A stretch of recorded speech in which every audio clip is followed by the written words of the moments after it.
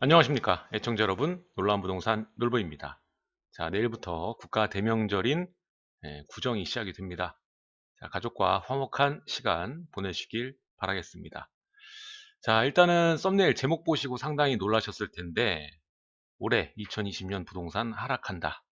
자, 오늘 보여드리는 자료를 가지고 얘기를 하는 겁니다. 제 개인적인 생각이 아니고 이것은 한국감정원 자료입니다.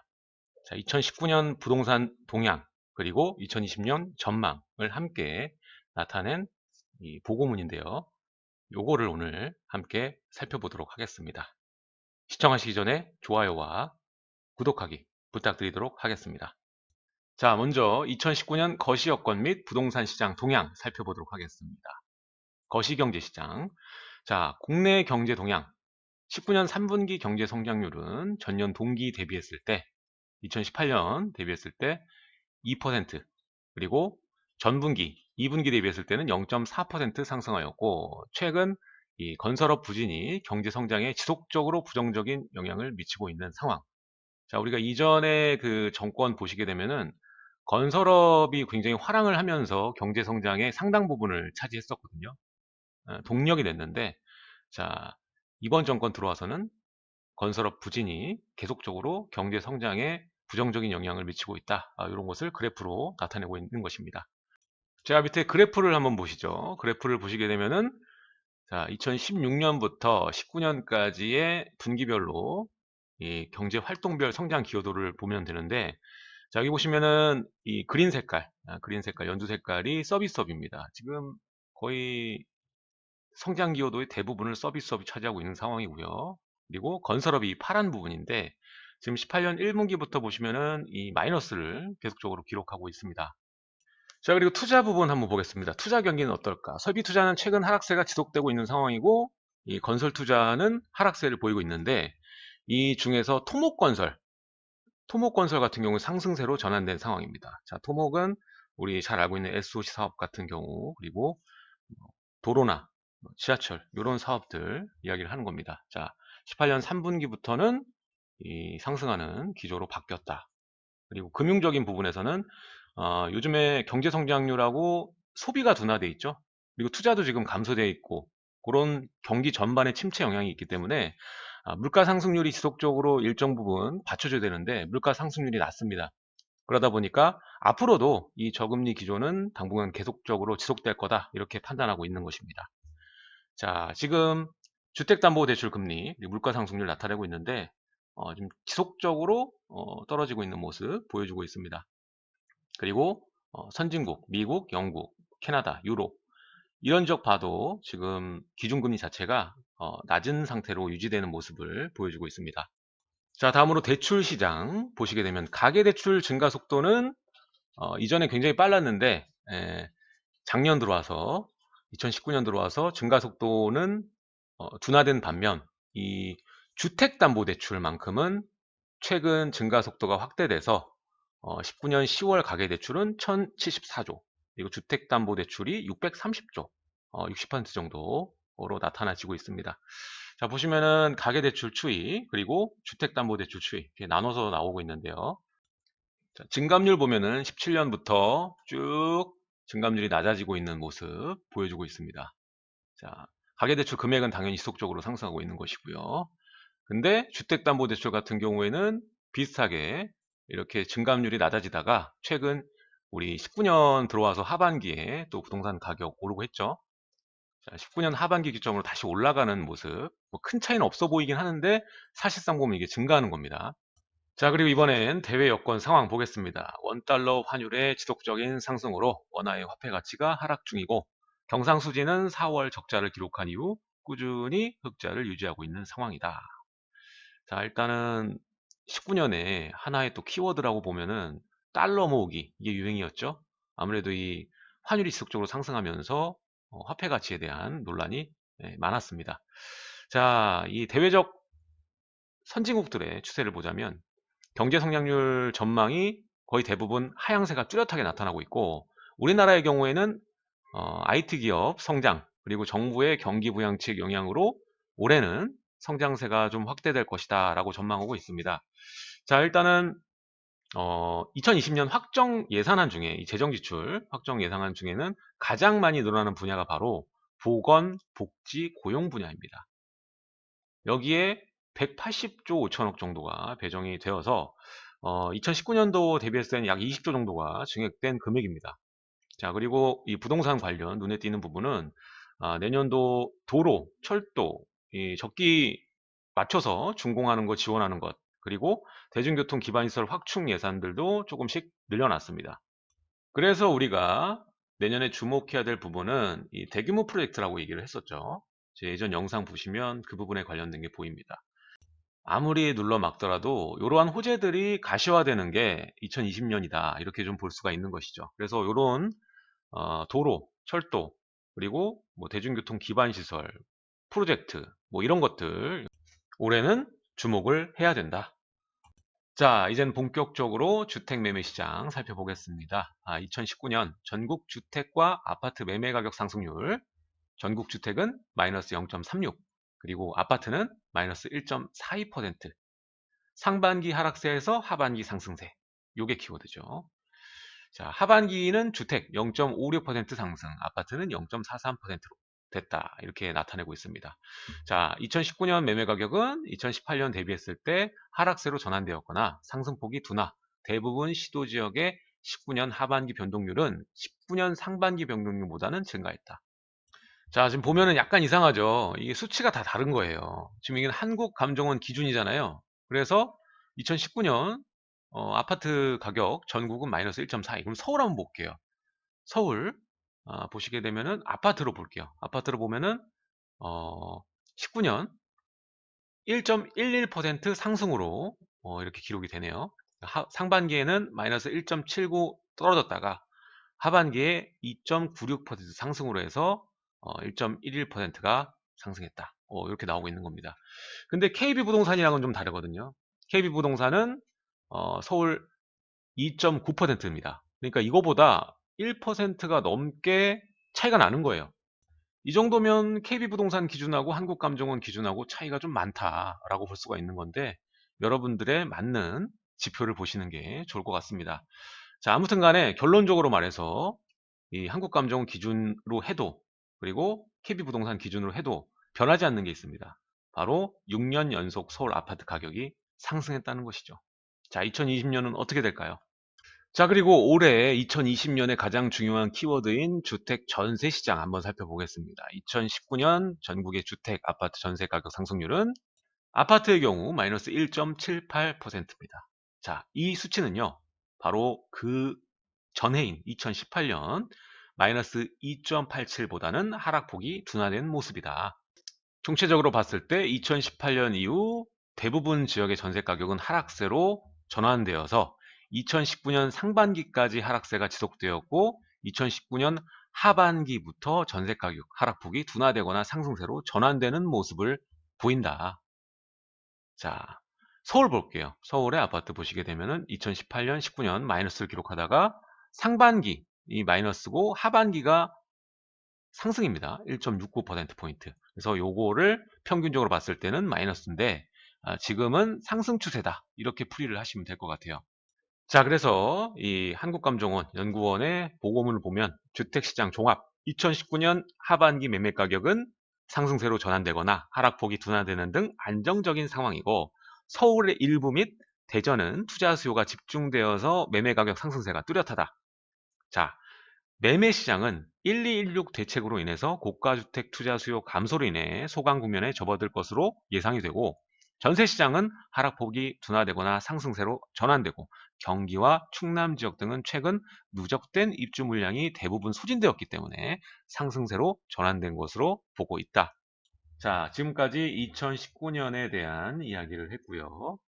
과연 이 한국감정원에서는 2020년 주택시장을 어떻게 전망하는지 살펴보도록 하겠습니다. 자, 주택시장 전반에 대해서는 2020년 주택시장은 2019년 저금리로 인해서 국지적 가격 상승을 했지만 대출 규제와 보유세 강화 등의 부동산 정책으로 2020년은 하향 안정화가 이어질 것으로 전망된다. 자, 매매 시장은 116 규제로 인해서 고가주택의 움직임 둔화가 예상이 되고, 대출 규제, 보유세 강화 등으로 매수 심리가 위축이 되면서 서울은 안정화되고 비수도권 지역은 하향세가 마찬가지로 유지돼서 전국적으로 하향세가 2019년과 같이 이어질 것으로 내다보고 있습니다. 자, 지금 보면은요, 2019년 하반기의 상승을 지금 재건축하고 신규 주택에 대해서, 신축에 대해서 과도한 투자 심리가 존재한다, 이렇게 판단하고 있는 것이거든요. 그리고 이 투자 심리 자금 유입을 1216 규제가 막아줄 것이다 라고 예상을 하고 있는 거예요. 그래서 1216 규제가 하락세를 만들어낼 것이다, 이렇게 지금 예상을 하고 있는 것이거든요.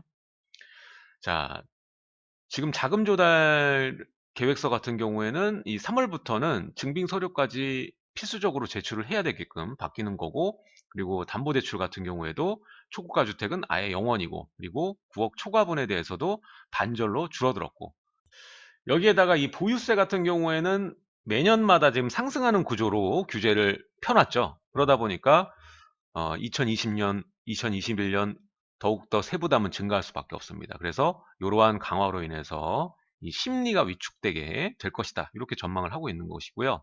추가적으로 이제 3기 신도시 조기 공급, 이게 조기 공급이 될지 모르겠는데, 하여튼 조기 공급은 시장에 긍정적인 공급 시그널로 작용을 해서 서울과 인접 수도권의 가격이 안정되고, 이 지방은 이 기존의 공급 물량이 있기 때문에 하락세가 이어질 것이다, 이렇게 보고 있는 겁니다. 자, 정리를 해보자면 2020년 주택시장 전망을 하락으로 보고 있는 것이죠. 그리고 이 전세시장 전망은 금리 인하 등으로 인해서 신축 아파트에 대한 전세 가격이 상승할 우려가 있긴 하지만, 3기 신도시 조기 추진 등의 지속적인 공급 신호로 인해서 임대시장은 전국적으로 안정세를 유지할 것으로 전망된다. 참, 이게 조기 추진의 그 공급 신호로 임차 시장이 움직이는 게 아니거든요. 이게 매매가 아니라 전세 같은 경우에는 실제적으로 실수요자에 의해서만 움직이는 시장이잖아요. 그러다 보니까 거의 즉각적인 반응이 나올 수밖에 없고, 공급도 확실하게 이루어져야만 이게 안정세를 가져올 수가 있거든요. 실예를 보면 우리가 2016년 하반기부터 전세가가 하향세를 탔는데, 그때도 이 수도권의 공급량이 즉각적으로 서부 지역하고 동부 지역, 하남 이런 데 있지 않습니까? 이런데 공급이 실제적으로 탁 이루어지다 보니까는 이게 하향세가 시작됐거든요. 그래서 이 3기 신도시가 조기 추진된다는 것 때문에 임대 가격이 안정된다라는 것은 좀 어폐가 있는 것 같습니다. 실제적으로 공급이 돼야지 임차 시장이 안정되는 것이거든요. 그보다는 규제로 인해서 매매 시장에 진입하지 못하는 수요자가 임차 시장을 고를 확률이 높아지는 것이고요. 임차 시장의 수요자는 당연히 증가할 수밖에 없는 것이고, 그 중에서도 우수 지역들, 신축들, 여기에 전세 수요자들이 몰릴 수밖에 없습니다. 그럼 매매 가격이 불안정하게 갈 수밖에 없는 거죠. 그리고 중요한 것이 뭐냐면, 어, 강남에 우리가 물건을 구매하시는 분들 보게 되면은 거의 대출이 없습니다. 전세를 껴놓고 매입을 하죠. 그러다 보니까 이번 규제에서도 사실상 어느 정도 적응 기간만 끝나면 또 매수하는 수요가 발생할 수밖에 없어요. 뭐 막는다고 이게 처리될 부분이 아닙니다. 그래서 이 하반기쯤 가면은 다시 또 가격이 불안정하지 않을까, 이렇게 예상이 되고 있고요. 아무래도 내년 2021년까지 가게 되면은 확실하게 이제 입주 물량이 감소하는 게 눈에 보이기 때문에 이거를 어떻게 해결할지, 이게 가장 중요한 부분이거든요. 근데 아까도 좀 규제와 상충되는 부분이 토목 부분에 대한 이 활성화, 그리고 재정 지출 확대, 이런 것들이 들어가게 되면은 아무래도 이 투자 심리가 다시 움직일 수밖에 없거든요. 게다가 뭐 3기 신도시 조기 추진하면은 뭐 그거로 끝이 아니라 그 전에 반드시 겪게 될 수 있는 어, 보상금, 대토, 요런 부분들이 또 부동산 시장에 충격을 줄 수 있습니다. 그래서 이런 것들까지 다 감안을 했을 때 과연 이 전망대로 갈 것인가, 여기엔 의구심이 들 수밖에 없는 것이죠. 물론 상반기에는 이 전망대로 갈 수 있습니다. 116 규제로 인해서. 근데 이 전망에서도 보면은 이 매매도 그렇고 전세 시장도 그렇고 다 이제 3기 신도시 조기 공급, 3기 신도시 조기 추진, 요게 대안으로 지금 풀이가 되고 있는 것이거든요. 이거 말고는 다른 얘기가 없어요. 다른 그 방법이 없는 걸 너무나도 잘 알고 있는 거죠. 아무튼 이 전망은, 이 한국감정원 전망은 잘 우리가 같이 살펴봤고요. 제 개인적인 의견 덧붙이자면, 저도 하락까지는 아니지만은 뭐 강보합 정도로 보고 있습니다. 상반기에는 이 하락세, 관망세 이게 이어질 것이고, 이 하반기 가서는 또 거래가 될 거예요. 한 가지 중요한 것은 이제는 투자 수요가 서울에 진입하는 수는 확실히 적을 겁니다.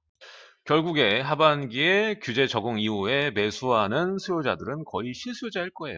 실수요자가 움직일 것이고, 거래 패턴도 2019년과 다르지 않을 겁니다. 이 상반기에 조정된 재건축을 중심으로 다시 거래가 붙는 그러한 순서로 진행이 될 것이라고 예상이 되고 있고요.